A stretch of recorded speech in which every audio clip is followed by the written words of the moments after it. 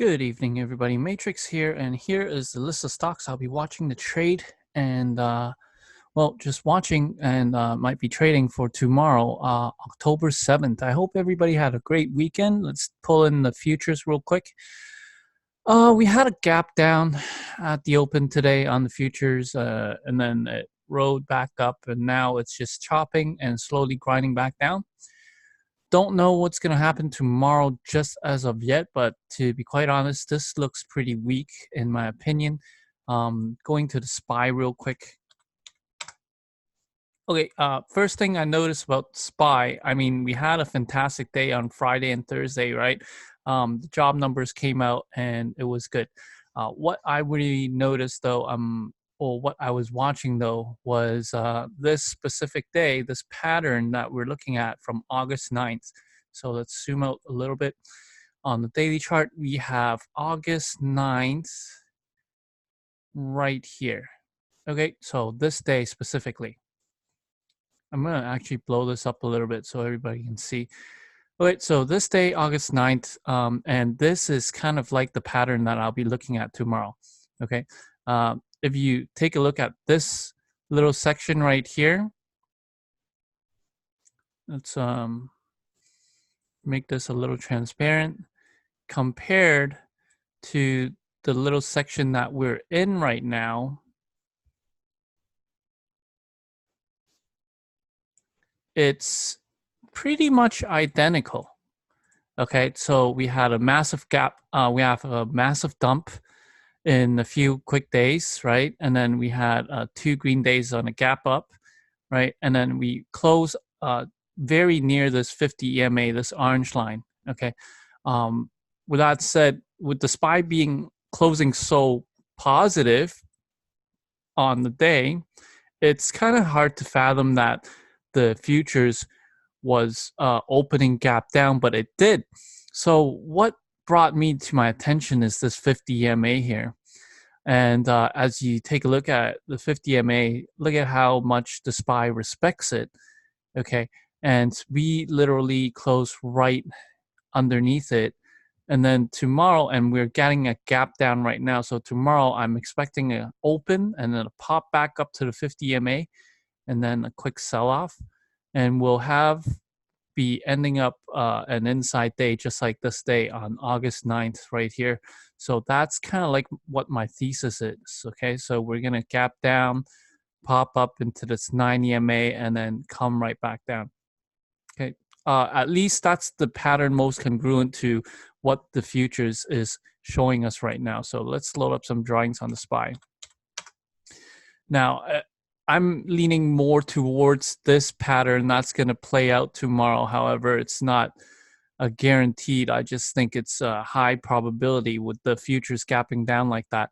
However, I mean, if the futures gap up and we open up above yesterday's highs, this 294.65, right? If we gap up, I'm still expecting a sell-off, right? Because whoever bought here on Friday, they haven't took a profit yet, and with a massive gap up, which is why they bought and held, I would expect them to look to pull profits in the morning. If I were them, I would do that. I would take off some profits. I mean, overall, this market, just because we had 2 up days doesn't mean that we're actually back out of the weeds yet. So still very cautious in my opinion. So where is this going to bounce, right? I mean, looking at this day right here, if we had a gap down, pop up to the 50, came down, and then it bounced back up and closed, right? So where is this going to bounce? So if my thesis pans out tomorrow, I'm going to expect a little gap down and the sell-off, okay? And then this 291.50 area is what I'm watching. It's basically from the daily chart on this day, on this red candle day. You see the high here, 291.50. Okay, so I'm expecting a gap down, pop and drop to the 291.50 and then get sucked right back up. Okay, so with that said, that's kind of like my plan on what I'll be watching tomorrow. Gap down, sell off, 291.50. coincidentally the 50 MA on the 30-minute chart, and then held. As you can see, this is prior support. This is where the buyers came in. So as it comes down to the 291.50, I expect these buyers to protect it. And from there, we might get back up. We might not. We might just roll right down over. We'll have to see from there. Okay, so my first target, 291.50 on the short. I like the thesis on the short first. If it gaps up, looking for a pull in to hold this orange line, this 294.60s, and then kind of run back up to, I guess, we spent a lot of time here at this 297 area. So 297 would be the next target, and then 298. So that's kind of like what I'm looking at tomorrow. Let's get into some tickers. The main ticker I'll be watching is Costco. So far, this is looking pretty sweet. Loading up some lines on Costco here. Costco, these lines were drawn on Thursday evening. Okay, as you can see, it respected them pretty well. Costco opening dip right out of gates, held the 284 level, ran back up, and finished at 292. All right, Costco had an earnings report on Thursday after hours, and then Friday morning we got a lot of analysts coming in and giving it an upgrade. So those include Morgan Stanley, Bank of America. These are top tier firms, and then we have Stifel and Raymond James coming out with bullish ratings as well. So overall, the chart does look pretty bullish. However, I don't know if it can have another day up if the SPY is coming down, right? Looking at this right now, immediate resistance. I mean, if it gaps up, then I'm going to look for a pull in to hold the 292 and then continue up, right? If it opens flat, this is what I'm most interested in, the 289, the closing price, right? Yesterday's closing price, it's definitely going to want to pull back a little bit and test. This 290 is going to want to test. This is where the buyers came in. And then if this 289 does not hold it up, then we're going to roll over real quick, because this is where the buyers came in. And as you can see, they did a lot of volume here at 289, right? Coming across this level over here. I'm going to mark off the 289 on the daily chart as well. Let's see. Yeah, right there. So a lot of volume right here on the daily chart on the 289. This is where all the buyers held it up, right? So now that the stock has reclaimed it, we would think that this 289 is a major support area, and these guys will protect it. With that said, expecting a pull in, and if it holds, since it is still on a good catalyst, I do like it on the bullish side, but I don't expect it to run hard. Mostly because this volume is huge. It looks pretty exhausting, in my opinion. If it wanted higher, it could have done it on Friday, right? I mean, it had a chance. It came down and held the 290 right here, and then why didn't it keep going? Why didn't it break out if it was that great, right? So expecting a pull in and then a run. So that said, that's going to be my main watch tomorrow. Next up, we have OKTA. OKTA, very overextended stock right now. It has ran 1, 2, 3, 4, 5 green days in a row from this major down move. Now, I want to explain. I was looking back on the news and checking out this down move, right? Why it happened. It's basically, if you look at the overall chart on the daily chart, right? 2019 OKTA has ran huge, right? It basically ran parabolic, and on this day, on this major dump, it's basically investors getting worried in this economy, thinking the stock has overshot itself in value, so it did pull down. Now that we're nearing the spot again, overall, I still think the stock is a little bit overvalued, in my opinion, and the fair pricing, according to these investors, it's definitely not up here, right? So really has no business to run yet another day. It could, I'm not saying it wouldn't, but it really doesn't have any business to run back up that much. On this up day, it was basically SunTrust, a third tier analyst, coming out with the buy rating, right? But nonetheless, I just don't see it run for one more day. It needs to pull back a little bit. So with that said, looking for a pullback, perhaps into this 1150 area, and then we'll see from there. Okay. The way it closed, it actually did close pretty well around its highs. So looking for it to gap up and drop. Why didn't it keep going? That's what I want to know. And this candle right here, this is a balancing candle from the market maker. So there was a massive sellout order and they filled it. We'll have to see what happens in the pre-market, but I'm leaning more on the short side just because the stock is so overextended. We have faded daily volume as well. So I want to shrink this up. We have faded volume. Okay. And I just don't trust it. We'll see. If it holds this yesterday's closing price, then it could pop and run. And the stock has an average true range of $6, right? So from 114 to 120 would be $6 there. And then it could have like another run day. But we'll have to see. Let's see. OKTA daily.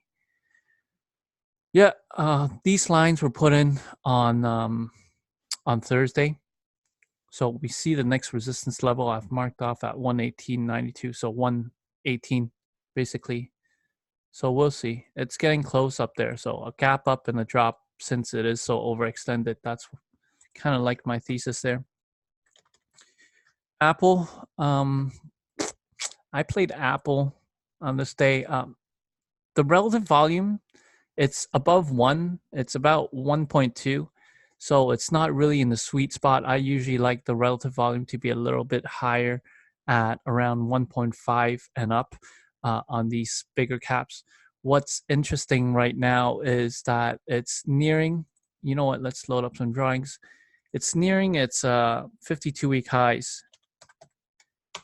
Okay, so I'm definitely going to be watching that, the 228.25 area here, looking like it's going to gap up.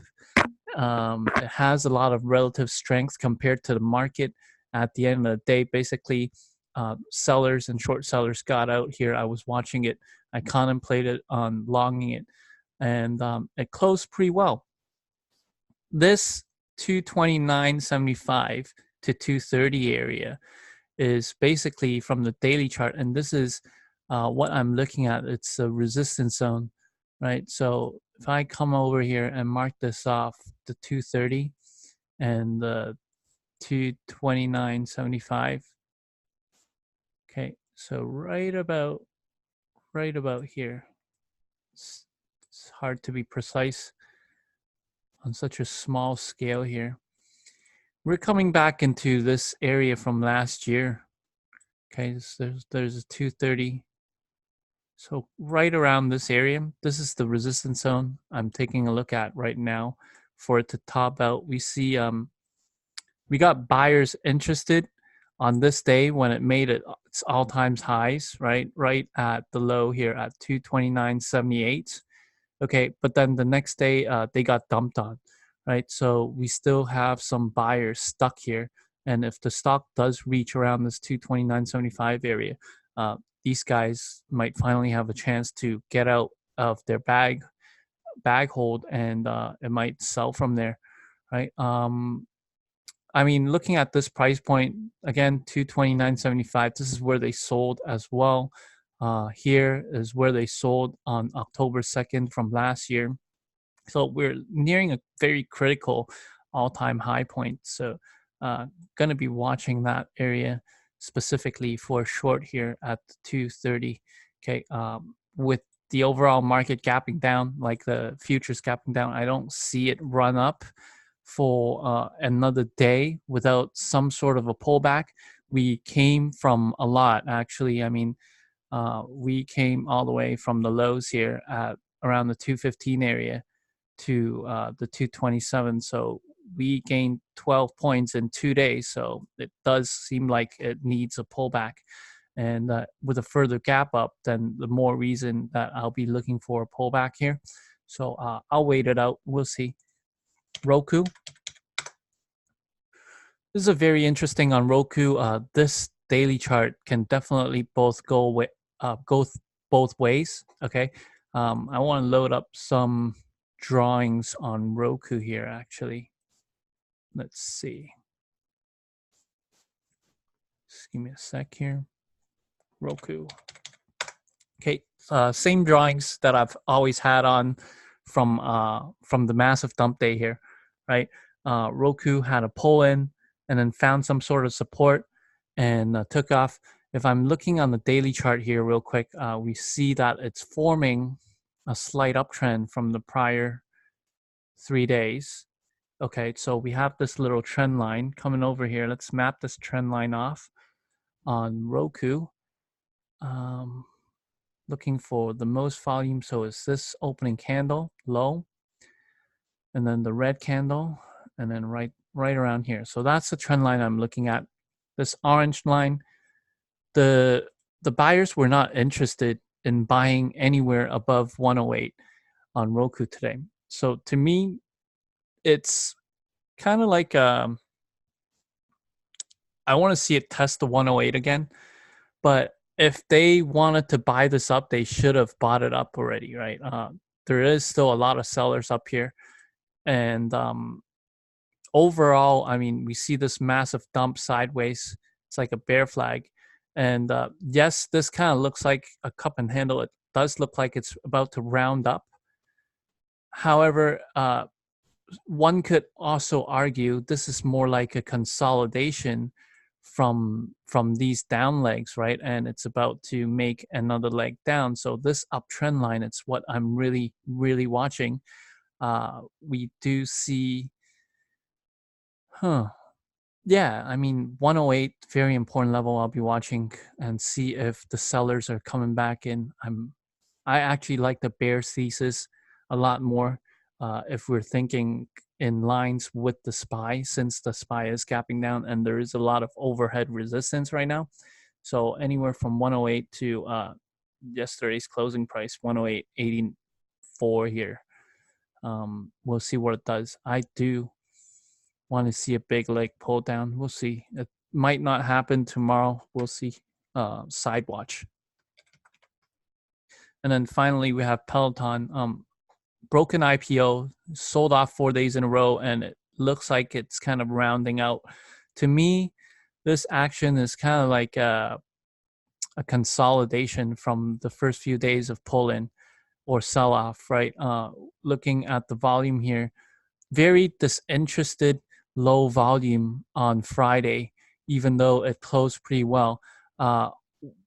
This level at 23.75 is what I'm really watching for. It's this low on the second day. So if I zoom out a little bit on the intraday, you can see this 27.75 matching very congruently, and we're running up to it. So anywhere from here to 24, we are still meeting up with big resistance, and then it still has another level to clear for it to potentially, we can say, get out of the woods, but it's not there yet. To me, it looks like the prior few days was just consolidation pullback from this massive dump. So I'm waiting for this thing to get up back over to this $24 mark and then hammering it back down. Interestingly, if I use some Fibonacci here, I mean, let's do a swing low. If I swung low from the sell-off day all the way here to the bottom, we see the next area is, next area, this 2660s to 2670s, right? Very interesting. If I swung low to just this day, we have the golden ratio of 50% right at this 2375 area. Right, I swung low to here, again, it's another area. There's 2375. So very, very interesting. And we'll have to see. I'm still waiting for it to creep back up a little. And from the way it looks like it does want to creep back up. So I do like this for a swing short, for a long-term swing short. So I'm looking for a prime entry anywhere around this area. And the overall fundamentals of this company haven't changed. It's still a piece of shit. And the investors did not magically wanted to invest in this stock. And that's basically the thesis behind why I want to swing this short. And I'll be watching the news and see if there are analysts coming out and chime in and saying, oh, it's a buy, it's a buy. Then I'll be more careful. But in the meantime, I'll be waiting for this pop back up, and I'll be shorting it.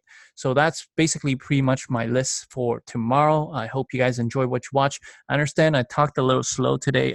You can feel free to watch this in 1.5 times. It's better that way anyways, in my opinion. So give me a like and subscribe if you like my content, and I'll see you guys all bright and early tomorrow. Thanks for watching. Ciao.